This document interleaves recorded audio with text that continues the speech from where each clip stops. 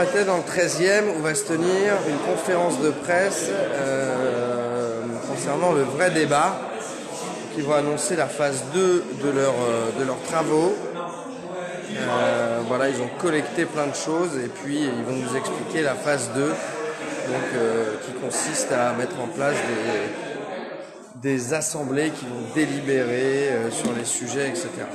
Déjà, bonjour et merci à tous d'être venus. Merci les médias.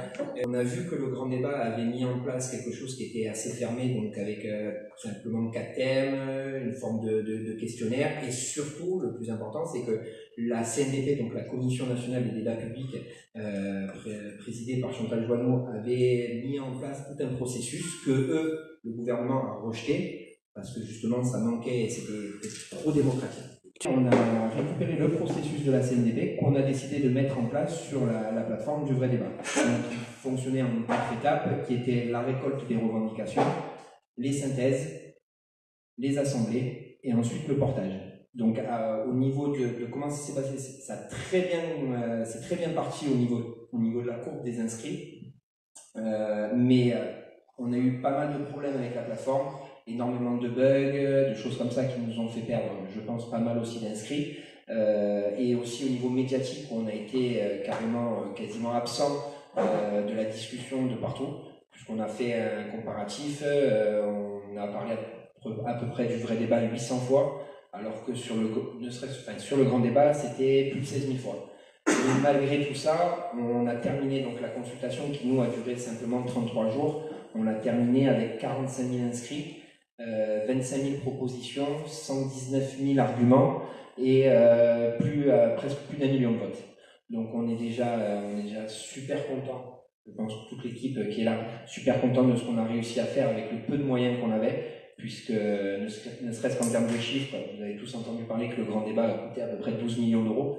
Et nous, on est pour travailler sur la même plateforme, etc. Et on est à peu près pour l'instant à 4 000 euros de dépenses totales. Ensuite, juste pour revenir, avant que je passe la parole à Anthony, qui va vous expliquer pourquoi on a décidé de faire des assemblées, au niveau de la synthèse, ce qui nous paraissait important pour nous, au tout départ, c'était d'avoir des entités indépendantes de nous pour traiter tout le travail des revendications qui avaient été déposées sur le vrai débat. Donc on a fait appel à 3 labos, Triangle de Lyon, le RAS de Toulouse et le CNRS de Paris. C'était pour qu'eux puissent remonter les informations, qu'ils puissent faire une synthèse de tout ça, mais surtout avec 3 procédés totalement différents les uns des autres. Ils n'ont pas travaillé sur la même façon pour justement essayer d'avoir une indépendance la plus totale. Donc ces synthèses-là sont disponibles sur notre site internet, avec donc Triangle qui avait fait par exemple un classement de 1059 propositions qu'on va vous réexpliquer après, qui vont être utilisées sur les assemblées. Bon bonsoir à tout le monde. Donc moi je suis Guillaume et je suis du laboratoire Triangle. Donc moi je suis un universitaire qui travaille dans une université et donc je ne suis pas à la base un militant des Gilets jaunes. Et comment j'ai récupéré l'initiative du vrai débat, rejoint plutôt l'initiative du vrai débat, on va dire ça comme ça. C'est par du coup mon laboratoire, parce qu'on a constitué dans mon laboratoire un groupe de travail avec plusieurs collègues en sciences politiques, en sociologie. Moi je fais de la science politique, pour justement exploiter les données du vrai débat, et donc ces fameuses 1059 propositions qui ont été issues de tout ce qui s'est dit sur la plateforme du vrai débat. Et ces 1059 propositions, c'est ce que l'équipe de chercheurs considère comme étant le plus emblématique, ou en tout cas ce qui a le plus de sens en fait dans tout ce qui a été dit. Et du coup, moi j'ai rejoint l'expérience pour aider à monter les assemblées citoyennes délibératives, ces fameuses assemblées citoyennes dont on va vous parler ce soir et qu'on va annoncer concrètement ce soir. Ces assemblées citoyennes, elles étaient prévues depuis le début, elles n'ont pas été inventées en cours de route, et ça faisait partie des différentes phases qui étaient prévues selon ce qu'avait dit notamment la Commission nationale du débat public. Alors, l'idée globale, pourquoi est-ce qu'on va faire et on va organiser ces assemblées citoyennes délibératives? On va tout simplement, déjà, c'est le prolongement de la démarche du vrai débat, c'est-à-dire remettre les outils démocratiques qui permettent de débattre, de controverser, de construire des solutions entre les mains des citoyens et du mouvement social. C'est le sens de l'engagement des chercheurs dont moi je fais partie, c'est-à-dire aider le vrai débat et par extension les Gilets jaunes à élaborer leur propre processus démocratique indépendant qui va venir en complément et en soutien du mouvement social. L'idée, c'est pas d'organiser des machins pour passer le temps, l'idée, c'est d'appuyer et de prolonger par tous les moyens la mobilisation. Puisque un des problèmes actuels qu'on a, et là je parle depuis notamment mes travaux de recherche sur ce qui existe en matière de participation des citoyens et de débat public, c'est que tout est toujours octroyé et contrôlé par les gouvernants. Et le grand débat, en ce sens, est particulièrement caricatural. Venez débattre, mais selon mes règles, mes thèmes, et on va voir ce qu'on retient, avec l'idée que dis-moi ce dont tu as besoin, je t'expliquerai comment t'en passer.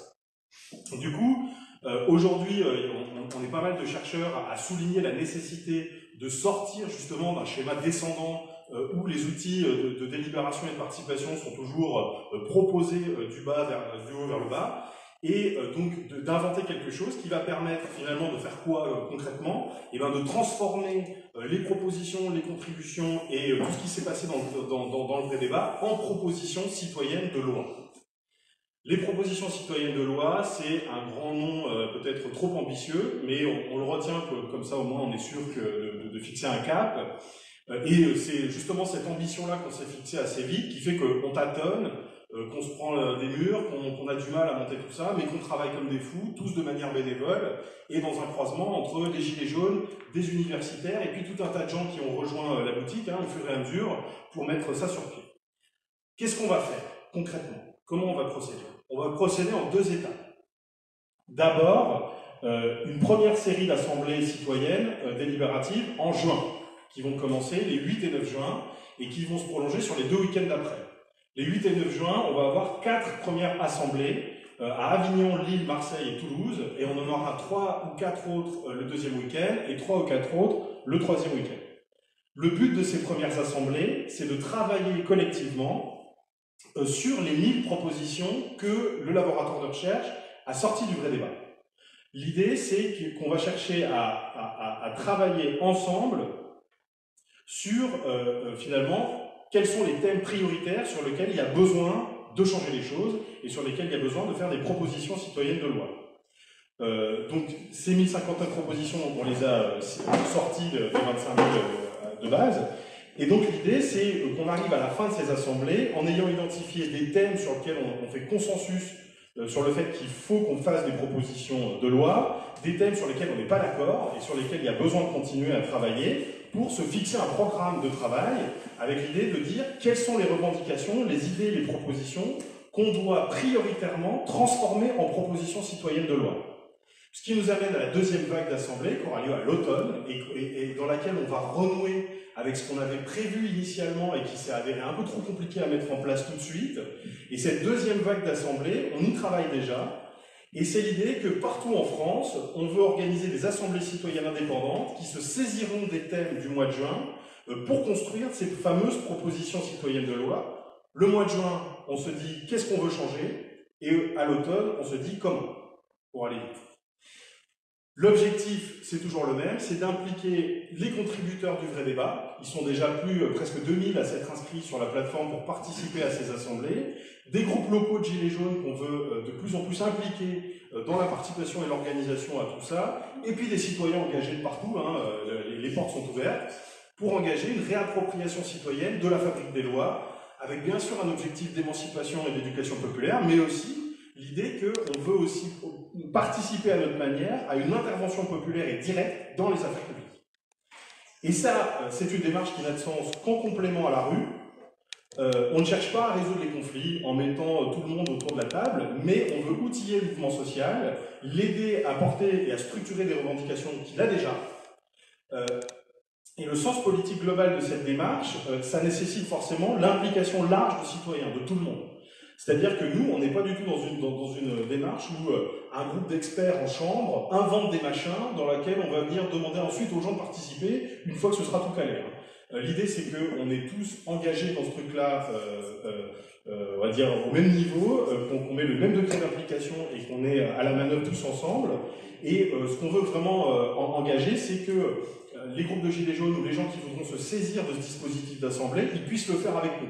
Et plus il y aura d'assemblées en France, et mieux on se portera. Et plus les propositions, elles seront fortes et elles auront du sens politiquement.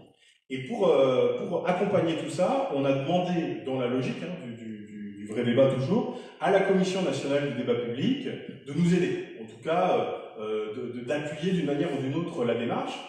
La CNDP, et donc sa présidente Chantal Joanneux, peut difficilement appuyer autrement que symboliquement la démarche du vrai débat, tout simplement parce que c'est pas dans ses missions légales, hein, et qu'il n'y a que les ministères et que les autorités publiques qui peuvent déclencher le recours à la CNDP. Par contre, la CNDP nous appuie. C'est quoi la CNDP pour les gens? La Commission nationale du débat public, c'est l'autorité administrative indépendante en France qui est en charge d'organiser un débat public indépendant, notamment sur les grands projets d'aménagement public et sur les grands thèmes de controverse.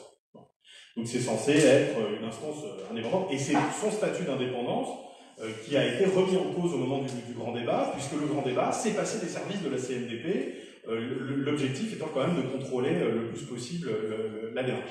Donc la CNDP nous appuie, elle a mobilisé une liste de 250 garants partout en France. L'objectif pour nous, il est assez simple, c'est de s'exposer au regard des autres, hein, et que des gens puissent venir observer ce qui se passe, dire comment on travaille et attester un peu du sérieux et de la cohérence de notre démarche. Alors on s'expose parce que, je vous l'ai dit, hein, on bricole, on fait ce qu'on peut, mais tant pis, là où le gouvernement a reculé et n'a pas voulu s'exposer à un contrôle extérieur, nous on veut aller jusqu'au bout de cette démarche.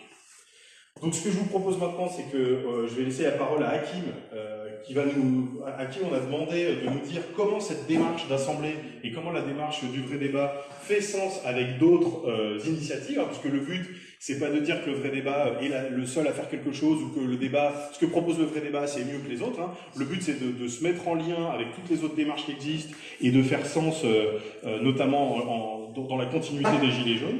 Et puis après, on passera la parole à Anthony qui va vous expliquer un peu plus précisément en quoi vont consister les assemblées concrètement. Hein, qu'est-ce qu'on va proposer de faire aux gens qui auront la bonne idée et la gentillesse de nous rejoindre. Alors moi, tout d'abord, je suis Hakim, je ne suis donc pas membre du vrai débat, mais en revanche partenaire. C'est-à-dire, quand on a échangé, quand on a compris, nous, avec le collectif que je représente, eh bien, on a compris l'intérêt finalement du vrai débat. On s'inscrit totalement dedans, on les soutient à 100%, il n'y a aucun doute là-dessus. Donc, la logique que l'on a depuis le début de ce mouvement, c'est bien entendu l'émancipation des citoyens, le fait que chaque citoyen soit en capacité de s'intéresser aux lois, de pouvoir discuter lors d'une assemblée ou pas seulement, ça peut être n'importe où, mais discuter de manière très sérieuse. Et ce qui a été fait dans le vrai débat, moi j'ai assisté, en fait j'ai joué le jeu du grand débat. Je suis allé dans les fameuses assemblées qu'ils avaient organisées, et très sincèrement, comme moi ça fait maintenant 10 ans que j'organise des choses, j'ai vu un niveau d'amateurisme, mais qui était effrayant. Effrayant. Et pas que de l'amateurisme dans l'organisation, mais aussi dans la manipulation des débats, la manipulation de ce qui en était fait, et surtout la manière dont ça a débouché sur quelque chose. Et ce que j'ai trouvé sur la plateforme du vrai débat, j'ai vu au contraire autre chose que de l'amateurisme. J'ai vu quelque chose qui était très abouti. Et c'est là où c'est vraiment à mettre en miroir avec les sommes qui ont été injectées. 12 millions d'euros pour de l'amateurisme. Là, j'ai trouvé que pour 4 000 euros, on va dire que le rapport qualité-prix est évident. Le retour sur investissement est évident. Donc, si on avait un message à envoyer aux gens qui nous gouvernent, c'est que finalement, l'argent ne fait pas tout et qu'on n'a pas spécialement besoin de mettre comme ça des millions d'euros pour obtenir quelque chose d'intéressant. Et la deuxième étape, qui est celle donc, qui consiste à faire des assemblées délibératives, va justement permettre d'aller approfondir. Ce qu'en plus j'apprécie énormément, c'est que ça va se faire dans le temps, et puis en 2 étapes, en mois de juin et puis à l'automne. Donc on va vraiment pouvoir travailler très concrètement, très sérieusement, avec des gens motivés qui ont envie de le faire, c'est ouvert à tout le monde. Et c'est en ce sens que le collectif que je représente, qui s'appelle Objectif Fric, eh bien c'est totalement inscrit dans cette démarche et la soutient à 100% sans aucun état d'âme et sans aucune retenue. Très brièvement, pour parler d'Objectif Fric, à la différence du vrai débat qui a ambitionné et a vocation de s'ouvrir à toutes les thématiques, que la société a décidé de porter, eh bien Objectif RIC, lui, ne se concentre et ne se focalise que sur le RIC. Bien, nous avons donc lancé un appel à rejoindre ces assemblées. Il y a actuellement 1500 inscrits, donc des personnes prêtes à s'engager sur des week-ends entiers pour élaborer des propositions de loi. Ces inscriptions, elles ne sont pas terminées. Il est encore bien sûr possible de rejoindre ces assemblées, soit pour le mois de juin, soit pour la rentrée. Donc toutes les informations sont sur le site du Vrai Débat. Là, on a réussi à maintenir donc 4 assemblées sur le premier week-end, je les rappelle, Avignon, Lille, Marseille, Toulouse. 4 assemblées sur le deuxième week-end, le 15 juin, Aix, Toulouse, Carpentras et Gennevilliers. Pour l'instant, 3 assemblées sur le troisième week-end, 22-23 juin, Toulouse, Le Thor, Marignane. Donc il y a des inscrits qui viennent des 4 coins de la France. Pour certains, on n'est pas en mesure de mettre en place des assemblées à côté de chez eux au mois de juin. Ceci dit, la matière est là, il y a des animateurs, il y a tout ce qu'il faut. Donc si dans les jours qui viennent, dans les semaines qui viennent, des groupes locaux veulent s'emparer du Vrai Débat et proposer des salles, on va bosser ensemble, il y a moyen d'en faire d'autres, y compris au mois de juin. Et évidemment, pour l'automne, bon bah là, on a tout l'été pour s'organiser et justement construire ces assemblées plus en amont et de manière plus préparée, parce que quand même, c'est un peu à l'arrache tout ça. Ces assemblées vont se tenir du samedi matin au dimanche midi. On va partir des 1059 propositions qui résument la majorité de l'activité qu'il y a eu du Vrai Débat. Parce que sinon, il y a 8 millions de mots, je crois, si on peut reprendre la matière totale, quoi. Le laboratoire Triangle nous propose de répartir ces 1059 propositions en 4 thèmes. Ces 4 thèmes sont service public, institutions, justice fiscale et écologie. Ce qui dessine déjà les têtes de chapitre d'un programme, quoi, élaboré à partir des revendications et des propositions du Vrai Débat. L'idée, ce qu'on va proposer le samedi matin aux gens qui seront présents dans chacune de ces assemblées, c'est de commencer par trier ces 1059 propositions en papier, soit en utilisant les 4 thèmes proposés par le labo, soit en inventant d'autres thèmes. Tout est possible, ce sont des assemblées qui décideront par elles-mêmes. Les trier pour en faire des paquets de propositions qui vont ensemble, parce qu'elles dessinent ensemble une loi qui pourrait les regrouper. Ces paquets, ensuite, il va falloir vérifier dans ces assemblées s'ils font consensus, c'est-à-dire on est tous d'accord avec ça, il reste juste à l'écrire, ou si ça fait dissensus, parce qu'il y a différentes propositions antagonistes, il y a différentes versions, voilà, on ne sait pas. Il va donc falloir débattre pour clarifier ce qui fait dissensus et ce qui fait consensus. Ça va être ça le boulot des premières assemblées. Bon. Le samedi soir, chaque assemblée va envoyer ce qu'elle a fait aux autres assemblées. Voilà, par numérique, quoi. Le dimanche matin, on va donc, dans chaque assemblée, pouvoir regarder comment les autres s'y sont pris pour classer ces propositions, sur quoi ça fait consensus, sur quoi ça fait dissensus. Ça va permettre de faire tourner le travail produit ici ou là en France, de faire travailler un Parlement de manière décentralisée et en intelligence collective. Donc des choses un peu peut-être différentes de ce qui peut se passer à l'Assemblée nationale. L'idée, ça va être de rédiger l'esprit de la loi. On ne va pas rédiger des alinéas, on va pas transformer ces propositions en texte juridique directement. Ce travail sera sans doute ensuite confié à des experts juridiques et d'autres assemblées plus tard viendront valider ce travail. Donc là, dans ces assemblées, il n'y aura pas d'expertise juridique. C'est pas l'idée. L'idée, c'est de se mettre d'accord entre nous sur ce qu'on veut. Parce que c'est ça le plus important sur une loi, c'est de se mettre d'accord sur les intentions, pas sur la traduction juridique de ces intentions. Toute la matière sera déposée sur le site du Vrai Débat. L'idée, c'est de garantir à tout moment la transparence et l'accessibilité de tout le travail qui sera fourni par ces assemblées. En sachant qu'aujourd'hui, sur les participants pour les assemblées, par contre, on est sur quasiment, je crois, tous les secteurs d'activité. Ça passe de la personne qui est sans emploi au chef d'entreprise, au cadre, etc. Sur toute tranche d'âge. Je crois qu'on va le plus jeune est de 23 ans, je crois, j'ai vu jusqu'après, je n'ai pas regardé le plus ancien. On fera des statistiques. Mais on aura la possibilité, ce qu'on n'avait pas fait dans la création du Vrai Débat, c'était ça. On n'avait pas voulu imposer des blocages en rentrant trop d'informations. Par contre, sur les inscriptions, on a demandé le code postal qui nous permet, et ainsi que le métier, pour justement avoir ces informations-là à retranscrire après. Mais c'est évident qu'à l'automne, de maintenir ces débats ne fait pas sens si c'est pas appuyé sur des groupes locaux. Nous, l'idée du vrai débat, c'est de nourrir le mouvement social et d'aider à maintenir une mobilisation. Ça ne marche que si c'est appuyé par des groupes locaux. Donc on le dit, on le redit là, mais voilà, si des groupes locaux souhaitent s'emparer de cette démarche, eh ben on les attend pour travailler ensemble et définir ensemble cette assemblée à l'automne. Sinon, oui, c'est hors sol et ça fait pas complètement sens, quoi. En sachant juste pour revenir sur ça, donc là il y a Hakim aujourd'hui qui travaille avec nous et donc on travaille ensemble avec Objectif RIC, mais on travaille aussi avec la CNC, la consultation nationale citoyenne qui a été faite, qui regroupe à peu près 39 départements de France, qui eux ont travaillé sur du format justement de papier et ils ont fait le tour directement avec les gens. Donc eux aussi sont associés avec le vrai débat et on va travailler aussi par la suite avec eux pour arriver à monter toutes ces assemblées. Notre espoir collectif, en tout cas par sous contrôle de tout le monde, c'est qu'il y a aussi un regain de mobilisation et que la lutte continue, quoi. Nous on s'inscrit dans ce mouvement-là. C'est pour ça qu'on essaye de s'inscrire dans le long terme, en se disant que les gilets jaunes ou renaîtront de leurs cendres, ou continueront l'alzhémie, ou prendront une autre forme, peu importe. Mais nous, on veut être là pour appuyer ces mobilisations et pour continuer ce qui manifestement nécessite d'être continué. Et du coup, il y a vraiment cette idée qu'on ne vient qu'en complément, quoi. Et on n'aura pas de légitimité en nous. Et c'est pas parce qu'on aura délibéré et que les assemblées auront bien fait leur boulot que tout d'un coup les propositions sont légitimes. Mais sur la remontée, je peux poser une question. Sur la remontée d'informations là, vous avez eu, est-ce que vous êtes capable de dissocier des gens qui se revendiquent gilets jaunes et d'autres qui ne se revendiquent pas gilets jaunes?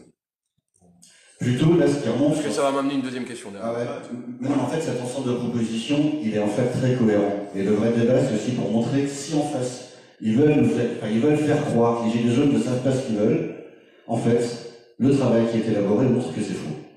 En fait, l'ensemble est cohérent, ça dessine un projet de société, ça va clairement dans une direction qui est effectivement pas celle du gouvernement. Donc pour l'instant, c'est net, mais c'est une arme au service du mouvement social, ça va pas le remplacer, c'est sûr, et heureusement.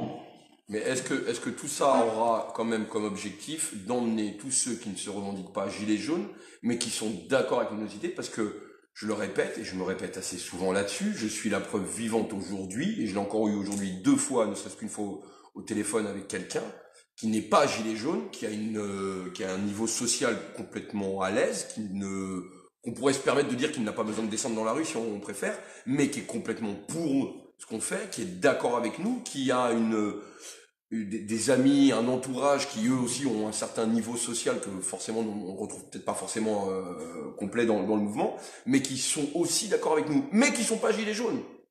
Et le problème aujourd'hui, j'y reviens, c'est qu'on en fait toujours et toujours plus une idéologie politique, voire terroriste pour les médias, et c'est ce qui fait peur aujourd'hui à ceux qui voudraient nous rejoindre, parce que on est sur une idée de gilet jaune, alors que le mieux vivre, qui doit ressortir sur vos thématiques, c'est pas une lubie de gilet jaune. C'est quelque chose qui s'inscrit pour l'ensemble du citoyen français et des citoyens français.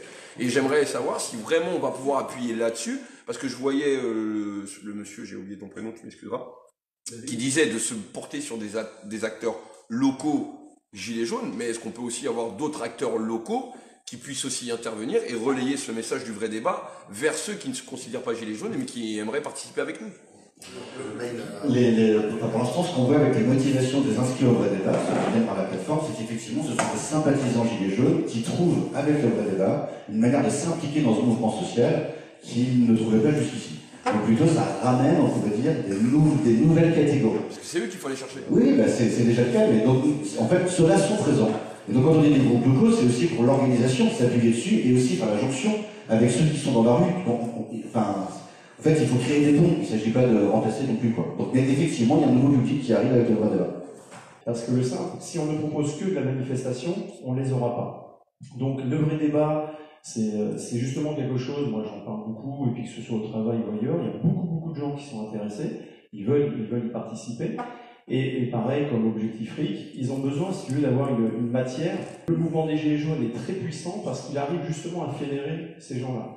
Il y a 1400 personnes qui ont signé un appel, il y a aujourd'hui des artistes, etc. Donc le mouvement des Gilets jaunes n'est pas numéraire le samedi après-midi. N'en déplaise au gouvernement, ce n'est pas que le samedi après-midi. Et donc c'est un puissant mouvement qui est vraiment une lame de fond. Donc, eh bien, donnons cette chance justement à cette plateforme.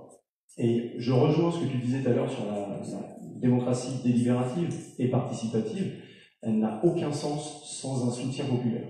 Aucun sens. C'est d'ailleurs le problème d'une démocratie représentative qui n'a plus de soutien populaire et qui fait qu'on en est là où on en est aujourd'hui. Il y a des groupes de Gilets jaunes qui font des assemblées et qui cogitent dans leur coin et qui préparent des choses. Il y en a plein, quoi. Et du coup, vous voulez pas donner l'impression d'arriver, d'organiser un truc à côté avec des gens de la plateforme qui sont pas forcément mobilisés dans le mouvement et de se mettre à la place, en quelque sorte, des gens mobilisés. Donc, c'est pour ça qu'on a pris le temps de dire que nous, on ouvrait les portes à tout le monde, et notamment à des gens qui n'ont jamais manifesté de leur vie, quoi, et qui ont envie de s'impliquer dans cette dynamique-là que décrivait Hakim. Nous, on veut donner une opportunité en plus de rentrer dans le mouvement et d'intensifier le rapport de force et la dynamique sociale. Juste pour répondre, depuis la création du vrai débat, on a toujours dit une chose, c'est que à la fin, l'objectif c'était que n'importe qui, individuellement, collectivement, ils prennent toutes les informations et tout ce qui aura été travaillé et construit par le vrai débat et qu'ils les emmènent là où ils ont envie de les emmener. Que ce soit les députés, que ce soit au maire, que ce soit à l'Assemblée, que ce soit où ils ont envie, ce sera libre, comme tout a toujours été libre sur le vrai débat, pour n'importe qui, et ils l'emmènent là où ils pensent que c'est le plus important et c'est important pour eux. La rigueur démocratique du vrai débat est pour l'instant supérieure à celle des grands débats, du point de vue des institutions de l'État. Oui, mais ils vont tout faire pour nous couler, c'est ça que... Bien sûr. Non, mais c'est évident que ça va résister en façon 3 quoi. Mais en fait, c'est pas ça la question. C'est que justement, en termes de légitimité, si du point de vue du processus et du soutien populaire, c'est légitime, c'est plus compliqué pour eux. Ça ne veut pas dire qu'ils vont baisser les bras et nous laisser faire, évidemment. Mais aussi, c'est peut-être des choses qui nous échappent, mais là-haut, le fait que le vrai débat se soumette sans difficulté aux exigences de la CNDP et pas le grand débat, dans tous ces milieux feutrés, je peux vous dire que ça fait du bruit. Et le fait que des experts de différents pays aient envie de voir ce qui se passe dans le vrai débat et comment on s'y prend pour organiser des propositions citoyennes à partir d'assemblées populaires, ça rend aussi plus difficile d'attaquer justement la légitimité de ce travail. Ça ne veut pas dire qu'ils ne vont pas le faire. Ça veut dire qu'on essaie de leur rendre la tâche la plus difficile possible. Pour l'instant, on s'en sort pas mal. Là, pour la neutralité axiologique des chercheurs, parce que qui connaît l'université sait très bien que ne peut pas fondamentalement aussi faire confiance à des profs d'université. Hein. Ils ont aussi leur biais sociologique, idéologique et tout. Moi, je propose là tout de suite que Étienne Chouard soit aussi invité et parce qu'il a une légitimité en tant que dans le courant chez les Gilets jaunes, mais aussi dans un certain nombre de citoyens, et qui viennent aussi appuyer, qui viennent nous dire qu'ils fassent partie justement de ces personnes qui vont réfléchir. Parce que moi, personnellement, personnellement, en tant que citoyen, je fais éminemment confiance à Étienne Chouard, mais il y a certains universitaires que je connais pas. Enfin voilà, quoi. On est ce qu'on est en France, on est comme on est. C'est notre culture, notre tradition. Il y a des gens qui ont besoin d'avoir aussi des personnes à suivre. Et la légitimité dans ce mouvement, elle passe aussi par le soutien que certaines figures pourraient faire. Il y a déjà des personnes qui se sont portées le soutien de cette démarche. Je laisserai aux gens du vrai débat les nommer. Ils ont eu leur accord.